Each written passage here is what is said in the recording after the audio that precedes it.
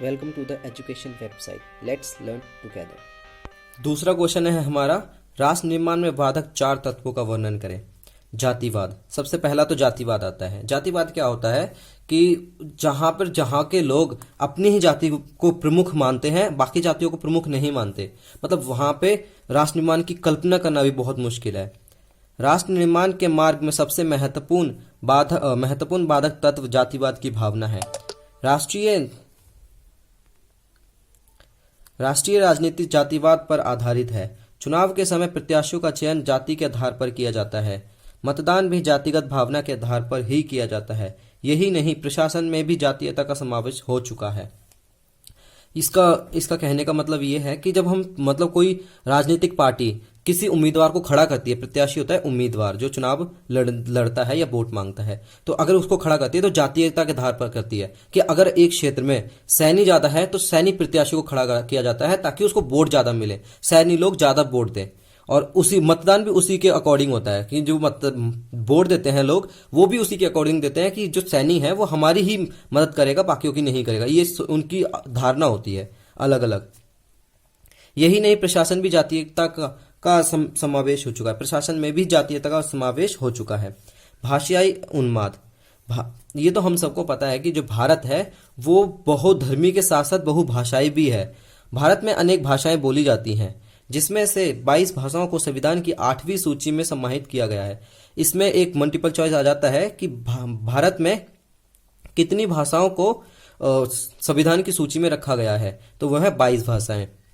निसंदेह लोग अपनी मातृभाषा से प्रेम करते हैं, लेकिन भारत में भाषा को एक राजनीतिक हथियार के रूप में प्रयोग किया जा रहा है। भाषाई उन्माद राष्ट्रीय एकीकरण तथा राष्ट्र निर्माण के मार्ग में खतरा बनकर खड़ा है। ये तो बिल्कुल सही है कि राजनीतिक जो भाषाईवाद है उसमें भी उसको भी राजनीतिक हथियार बना दिया है अब लोगों ने भाषा को। भाषाई उन्माद राष्ट्रीय एकीकरण तथा राष्ट्र निर्माण के लिए खतरा है, क्योंकि राष्ट्र का एकीकरण हो ही नहीं सकता जहां पे बहुत सारी भाषाएं हैं। वहां पे राष्ट्र की कल्पना करना मुश्किल हो जाता है। इसलिए हमें अपनी मातृभाषा पर गर्व तो करना चाहिए, पर दूसरों की जो मातृभाषा है उसकी अवहेलना नहीं करनी चाहिए। क्षेत्रवाद। भारत की संस्कृति एकता को न पहचानने के कारण जनता में जो अज्ञान फैला हुआ है उसका लाभ उठाने के लिए राजनीतिक क्षेत्रीयता की संकुचित भावनाएं फैलाते हैं। ऐसे राजनीतिक दल भारत को एक राष्ट्र के स्थान पर बहुराष्ट्रीय राज्य का झूठा प्रचार करके क्षेत्रवाद को और भी अधिक पुष्ट करते हैं। कि ऐसे जो लोग होते हैं, जो राजनीतिक दल होते हैं, वो भारत को एक राष्ट्र के स्थान पर कहते तो एक राष्ट्र है, पर बहुराष्ट्रीय राज्य का झूठा प्रचार फैलाते हैं वो। तो ऐसे लोग क्षेत्रवाद को ज्यादा बढ़ावा देते हैं। सरकारी एवं गैर सरकारी आदि सेवाओं में गुण, प्रतिभा और योग्यता, कार्य कुशलता आदि के स्थान पर धरती के सपूत का नारा इसी की उपज है। जो किसी एक क्षेत्र से है, किसी जैसे कोई केरला से है, तो वो अपने लोगों को ज्यादा मान्यता देगा वहां की सेवाएं में, वहां की नौकरियों में, बल्कि हालांकि वो दूसरे राज्य या कोई दूसरी जगह से है, उसको इतनी मान्यता नहीं देगा।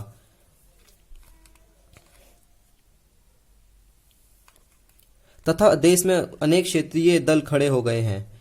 वे राजनीतिक स्वार्थों के कारण राष्ट्रीय एकता के मार्ग में बाधा बनते हैं।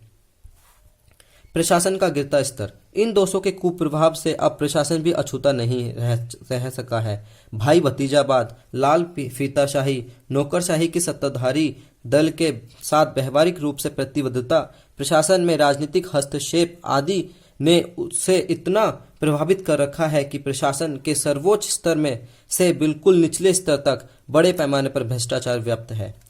इसके विरुद्ध अनेक बार हिंसक आंदोलन होते हैं। इन सभी बातों से राष्ट्रीय एकीकरण को हानि पहुंचती है।